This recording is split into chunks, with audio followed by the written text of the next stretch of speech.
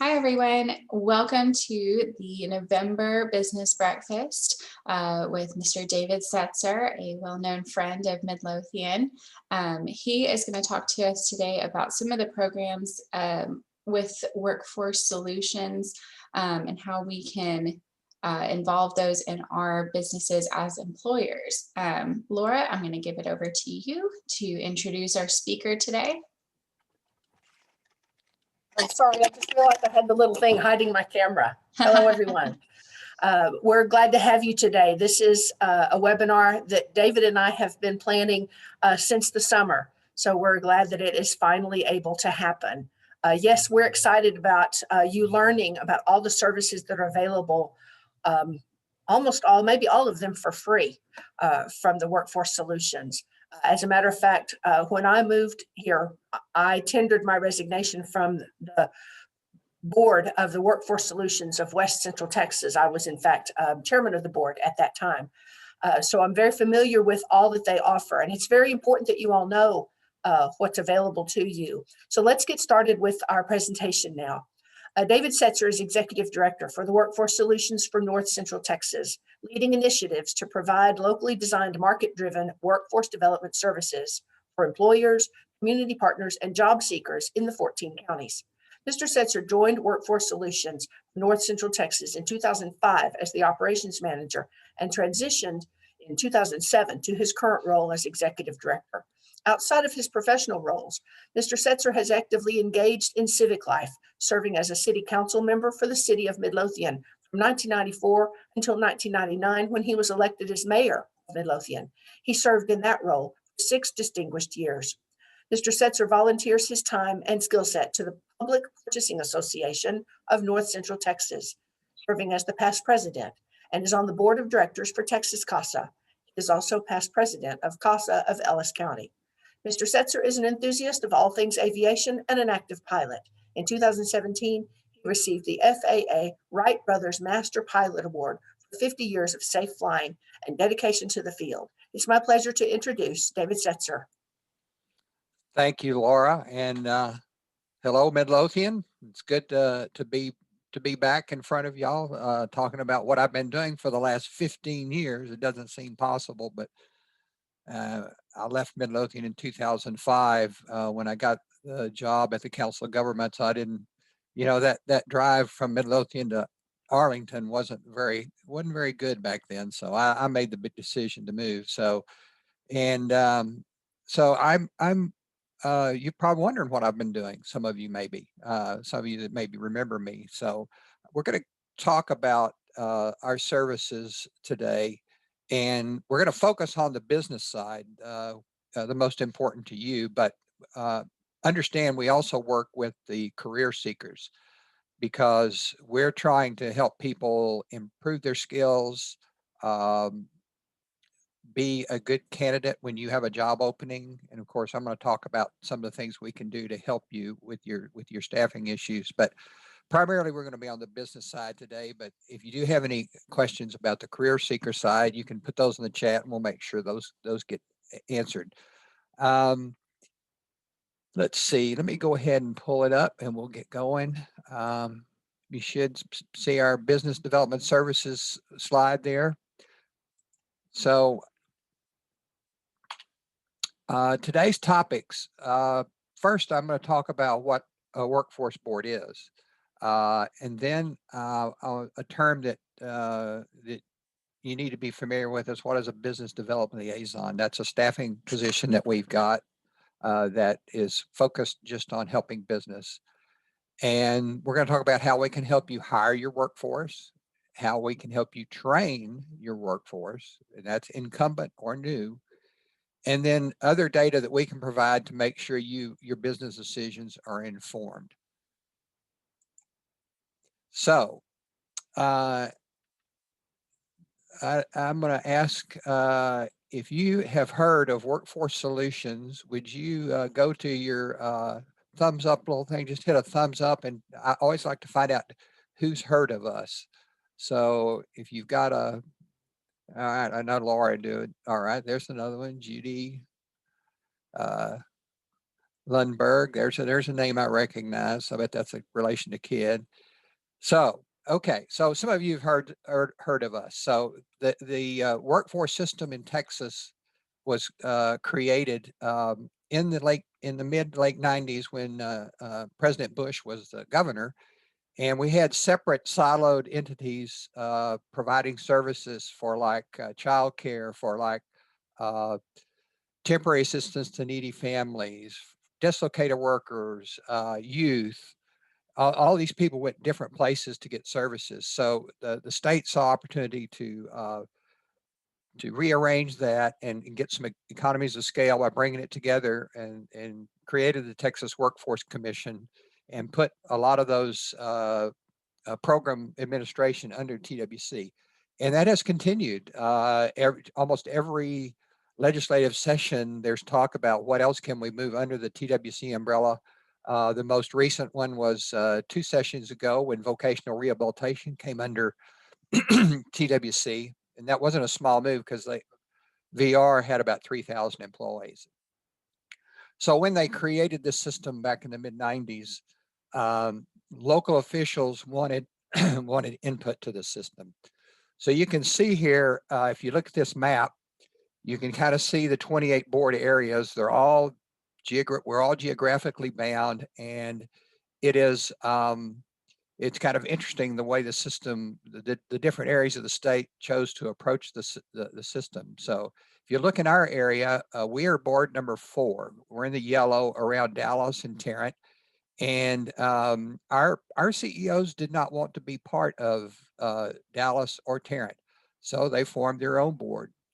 But you looked at it, Harris County and Houston, Board 28, they chose to go as one contiguous area.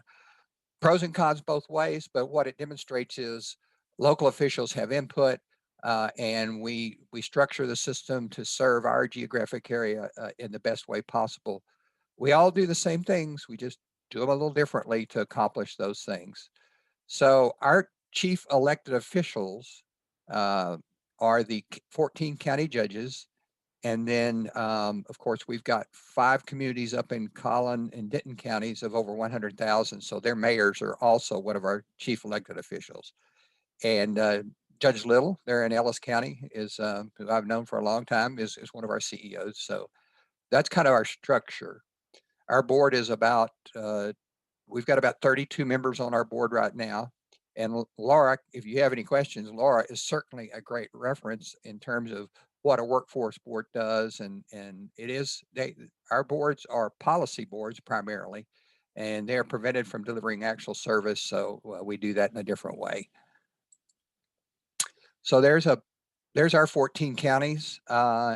Around Dallas and Tarrant, and everywhere you see a dot with a name, that's where one of our workforce centers is. So for Ellis County, we've got a center in Waxahachie, and we oversee the operations in these areas. And so these are physical brick and mortar, but as you can probably guess, since March, we haven't done much inside in our physical facilities. We have retooled, and we have been delivering services virtually, almost without skipping a beat, but there's always one little kink in there that the physical presence is necessary for. So we've handled those on an appointment basis. Within the last month, we have opened these centers back up, but they're only open for appointments only. And so as we talk, you can remember that. So we have mission, vision, and values. Our vision is we want to be the recognized leader in building tomorrow's workforce. And of course, that's for our board area. And our mission is to advance business-driven solutions that promote economic growth, opportunity, and a skilled workforce. Business-driven is important because our board has to have 51% of our board always has to be from private business. Our oversight is private business. And then our values are trust, leadership, inclusion, and community. And normally we just use words, but we felt like we really needed to expand on those values and put some words that kind of communicate how we interpret trust, like that's operating in it with integrity and respect. And I won't read all those to you.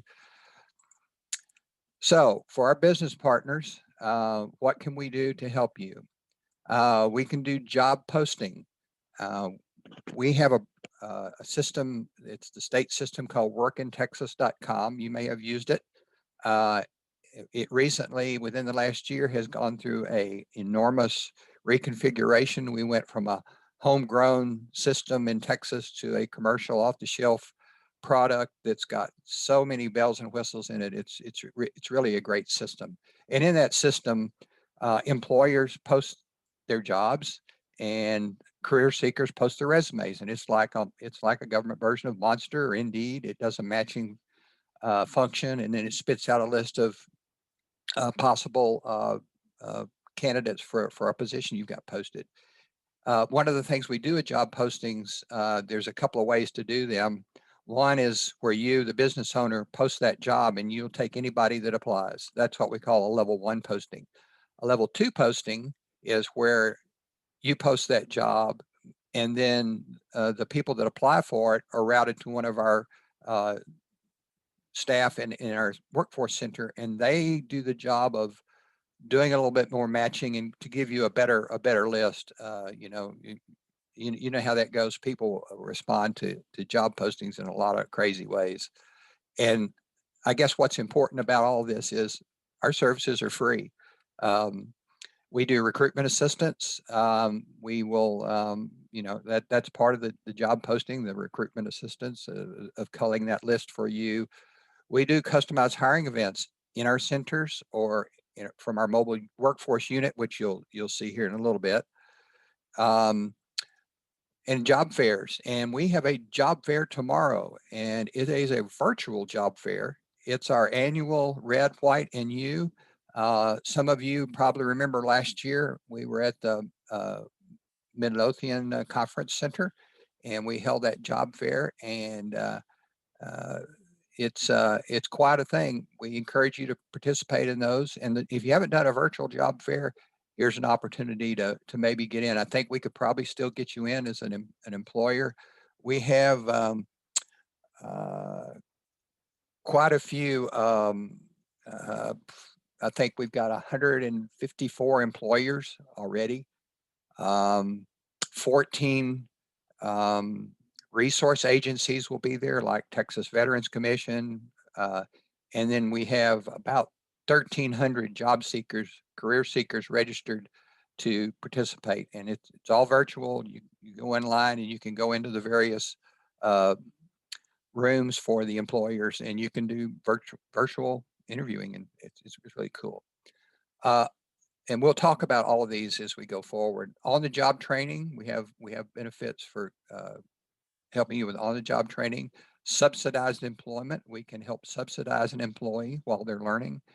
The Texas Veterans Commission has numerous veterans programs that will help you hire and retain veterans. And we're spending a lot of time working with our judicial system and working with previously incarcerated individuals. We're trying to stop the recidivism that happens if they come out, and they come out with issues, and usually those issues are finding a place to live, finding work. And so we help remove some of those barriers on the workforce side, and then we coordinate with other public agencies that help them with housing and all kinds of different things. But we can do things like bond, we can do fidelity bonding to prevent you from any financial loss or anything that would come from hiring a person like that. So, and in our centers, we've got all the tools that are needed. Primarily, they're used by career seekers, but if you want to come in and have a private office to interview as part of a job fair, we can handle that for you. This is our mobile workforce unit. So as we have scaled down, if you'd looked at that map of centers about 8 or 9 years ago, we were in every county. We had 15 centers. And our funding is primarily federal, and as it comes down, it's been reduced over the years. So about 9 years ago, when we went from 15 down to 11, to bridge that gap, we got us a mobile workforce unit, and it's a great unit. There you see it sitting outside the Allen Event Center at a red, white, and new job fair. And then over here on the right, you can see the interior. It's got 13 computer stations. It's got a big presentation board. It can be used to deliver training. It can be used for job search. It's gone all over the state to help in times of need with natural disasters, such as what happened in West in 2013. It was down there for over a month helping people. It's got all the stuff, visual and audio, laser printer, touchscreen, it's got all the bells and whistles, and we continue to invest in it.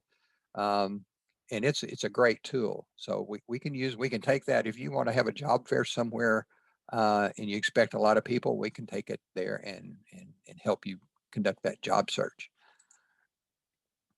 Okay, we're going to talk about subsidized work experience. So this program is where a candidate is enrolled in a specialized program. They work up to 30 hours per week. And for a youth or for adult, the program calls for 17 weeks. They are not your employee. We're responsible for their wages, and we are responsible for their workers' compensation insurance. And what we ask, though, is there's a training plan for meaningful work. And of course, at the end of that, if the candidate has proven themselves, we will hope that you will hire them, but that's not required. So that's subsidized work experience. On the job training is a little bit different. The candidate is employed by your company, and we reimburse up to 50% of hourly non-overtime wage. So you're getting that resource at 50% of cost. It's a minimum of 240 hours and a maximum of 1,040. And they will be enrolled in one of those specialized programs like we just talked about. And then we have to get all the paperwork completed prior to the employee's start date. But this is another way that you can kind of try before you buy with on-the-job training. It's a little bit more investment than subsidized, but it's still a great bargain. And the Texas Veterans Programs, as I referenced earlier, there's lots of programs to help you hire and retain veterans. North Texas is a haven for veterans. There's lots of veterans in North Texas. We have a couple bases, a Joint Reserve Base. We have Fort Hood. A lot of veterans muster out at those locations, and so a lot of them wind up in our board area or in North Texas in general. We have veterans representatives in the Workforce Center. TWC only provides us with 11 staff, so we don't have a veterans rep in every one of our centers, but we have other folks, other staff members that have been trained to work with veterans. And of course, we can call in one of the local vet reps anytime from one center to another. And hiring veterans may result in tax savings, the Work Opportunity Tax Credit. And there are veterans OJT and apprenticeship programs. So let's talk about Work Opportunity Tax Credit. This is a federal income tax benefit administered by DOL, Department of Labor. And it offers you a tax savings when you hire individuals from specified target populations. And then within 28 days of the employee start date, employers hiring individuals from one or more of the identified target groups must complete the following. There's an IRS form, and then there's an ETA form. And what you get for that is if you qualify, you're going to receive a refund. That's not a tax deduction. It is a refund of up to $2,000 for each qualifying employee that you hired. And to qualify, you must pay your state taxes, like your unemployment taxes and all that. We always counsel everybody to be able to pass the red face test. They will go around and look at things about your business. Have paid wages during the first year of employment to a Texas resident who received at least 1 month of TANF, that is temporary assistance to needy families, or Medicaid benefits within 6 months of the employee start date. Let me go back here. And then have provided and paid part of a the qualifying employees HMO health plan, self-funded or self-insured ERISA plan, or a health plan approved by the Texas Commissioner of Insurance. And then you complete TWC Form 1098. That's the application for refund of taxes paid to the state of Texas. Customized training programs. We have several here. Skills Development Fund has been we've been very aggressive with this. It's a fund that's set aside by the state. It comes out of general revenue at the state level, and it's funded for the biennium for the Texas Workforce Commission. And it's about $40 million for each biennium. So just in our board area in fiscal year 19, almost $3 million of that was awarded. So that's pretty cool. And excuse me, I misspoke. That's statewide. In our area, we had 355 new jobs and upgraded the skills of 911 workers in existing jobs. So this can be used to train new workers. This is a very popular economic development tool. When I was there and we brought the Target Distribution Center out into Railport, we did a skills development fund. That was before I was doing workforce. That was a ways back, but it can also be used for incumbent workers. So if you have a training need, we can talk to you about that. And there's really, I mean, I've seen some very small grants, $25,000, $30,000. And then I've seen some very large grants up to $1 million. So it's a great program. It's a way to upgrade the skills of your workers. And David, we have a question from the chat, kind of going back to tax credits. They wanted to know, are there tax credit documentation provided by the workforce for disabled employees, if that's one of those target populations? Say it again for me, Allie. For disabled employees, are there tax credit documentations that can be provided? Yes, we have a specialist that works with those populations. It's called diversity and inclusion, and I am 95% sure that is going to qualify for a tax credit.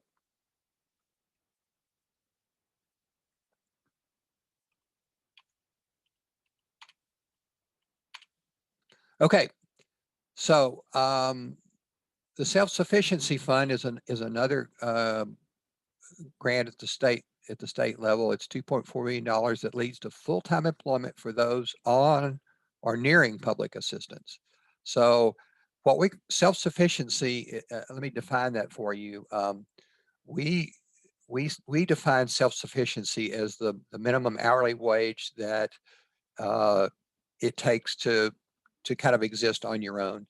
And for us, we calculate that at just something a little bit south of $14 an hour. It's like $13.75 or something like that.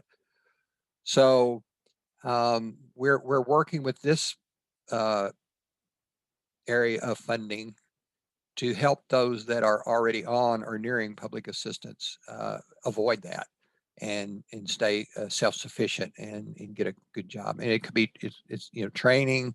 We do people that are enrolled in some of these programs. We can actually assist them with services to help them do things like somebody needs tools, we can buy them. If there's you need work boots, we can buy them. So that's true of a lot of these. We call those assistive services. The Skills for Small Business Fund is $2 million annually to assist the nearly 500,000 small businesses in Texas. And in our 14 county area, we have about 52,000 small businesses, period. And most of those are small. And this is another, if what you need doesn't rise to the level of a skills development grant, we can look at skills for small business. And I talked about our business development liaisons earlier. We have one that his name is Bobby Klon, and they are kind of scattered out in our region, and they're there to come and talk to you and go through all the details for all this stuff. So if you're interested, we'll get you in touch with Bobby. I think he was going to try to come into the presentation. I can't see who's here, but we can get you in touch with Bobby if you want to talk about these. Texas Industry Partnership Program. These last two are kind of specialized. The first one is $1 million to address skill gaps and address regional industry needs. And then High Demand Job Training Program. That's $1 million dedicated to support high demand occupations job training in partnership with economic development corporations. So we've actually done several of these. We did a high demand job training program in Kaufman County with the Terrell EDC and the Terrell ISD, and we supported a welding curriculum that they wanted to get up and going, and it was a great partnership. Private industry contributed.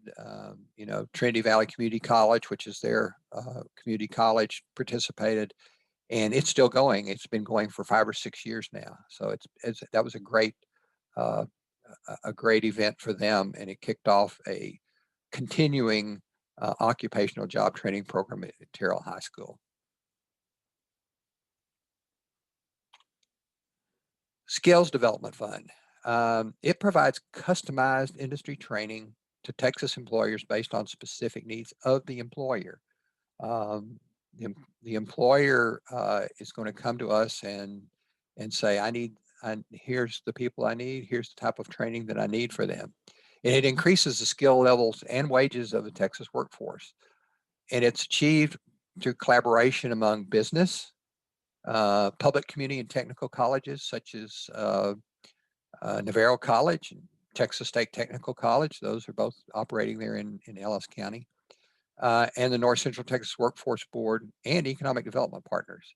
As I alluded to earlier, this is a huge one in terms of helping bring new economic development prospects to Texas, number one, but then also to our region, and of course to Ellis County if we can do that. It's up to $500K per grant, and it's 12 to 18 months long. And what's great about it is when you finish one and you successfully completed it, you can get another one, and it's up to $1,800 per employee. And there are some of the businesses that we have done these grants with: FMC Technologies, St. Gobain, and Jostens.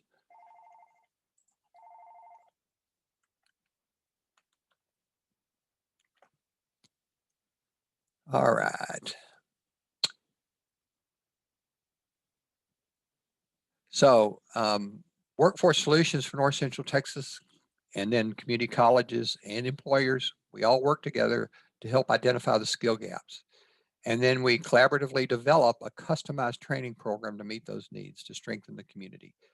Your employees might need soft skills training, customer service type, call center type of training.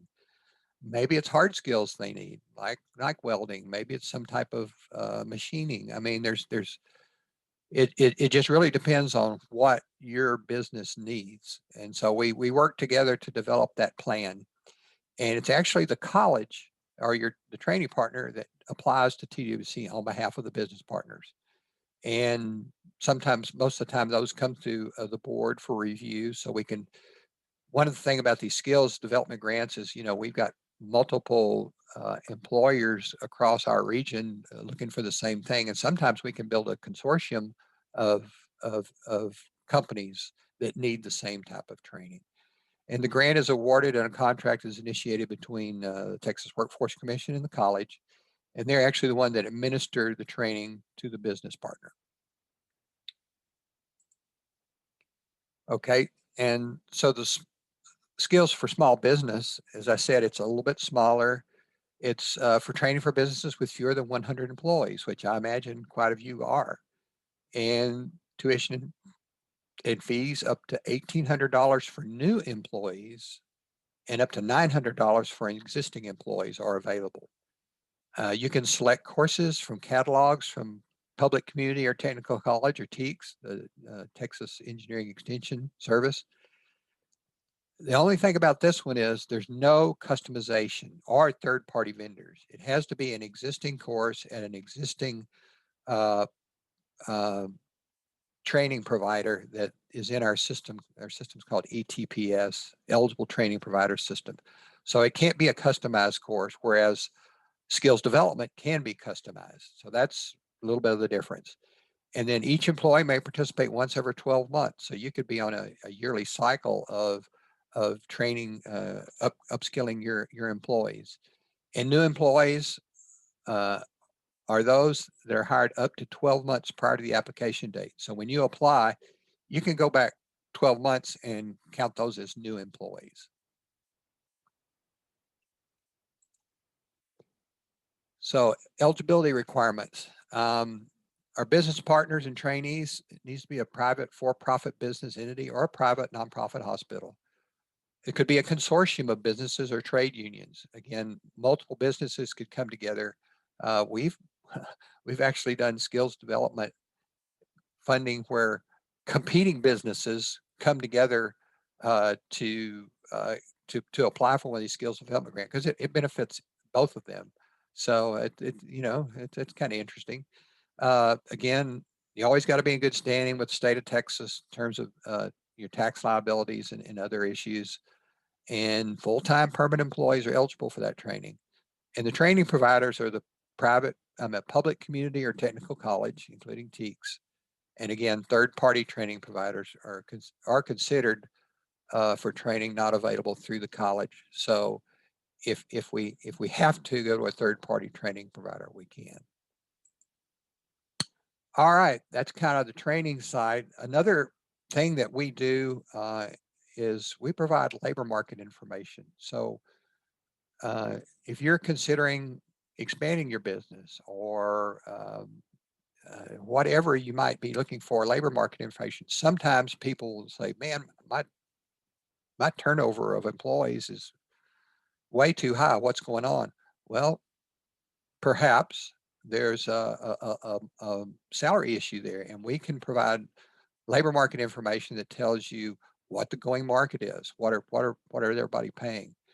So, and we have a specialist at the board level that does these types of reports for us.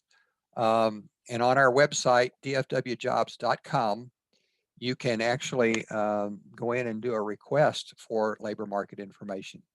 So ways that you can benefit from using this type of data, reviewing wage comparisons by region to determine if you're paying a competitive pay scale. Mapping workers of needed occupations for a more targeted recruiting campaign. Where are NIM certified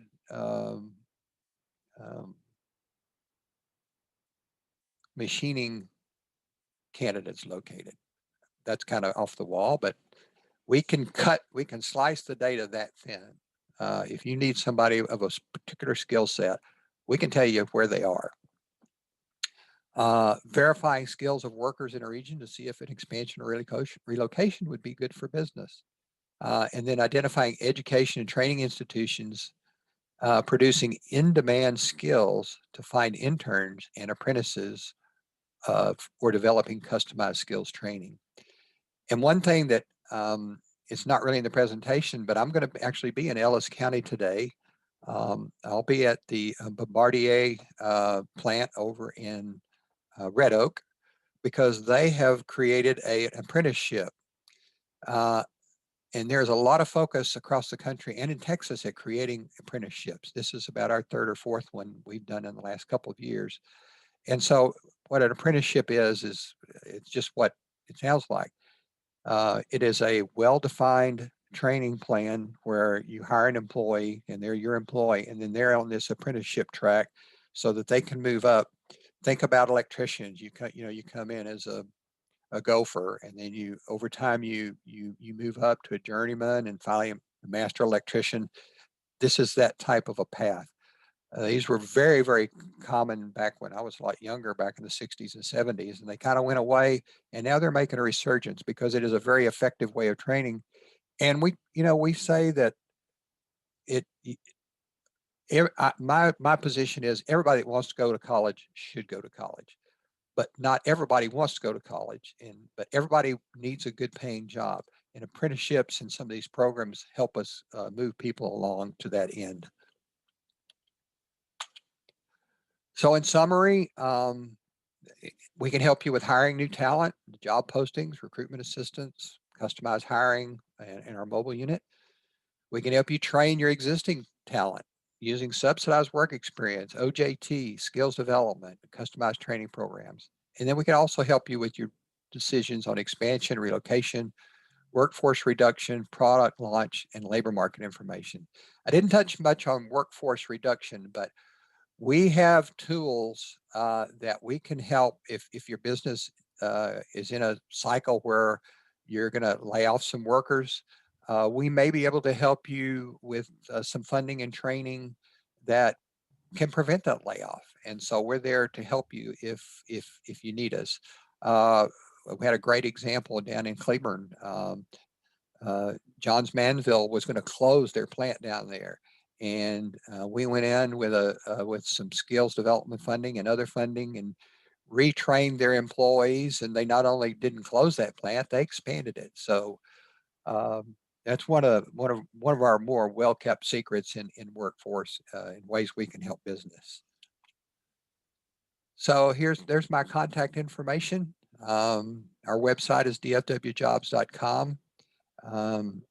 It's undergoing a change. It won't happen for a while, but it's a great website now, but we're going to make it better. And there's a lot of information there about us. And so anytime you have a question, there's my contact information, and we'll get you routed to the right person. Bobby Klon is also around your area frequently, and so he can help too. So we've got some tools here to help you if you need it. So that's my presentation, and thank you for having me, and we'll see if there's any more questions. Thank you, David. Allie has put Bobby Klon's contact information in the chat. Okay. So I just realized I'm in the dark. Yes, so you can find Bobby's information in the chat. I'll also post it when we post the recording of this video so that we can make sure everyone who may have questions has that number ready to go when we are going. David Deviney and Dr. David Arnott have joined us, been listening to us, and they do say thank you, Mr. Setzer, for your presentation and your time today as well. And then, of course, we would like to thank you from the Chamber for your time and your presentation. Laura? Love it. Anytime. Just wanted to close with, as someone who has served on that board, the response to the needs of business is tremendous. If you know you're going to be downsizing, they swoop in and help your employees find new jobs.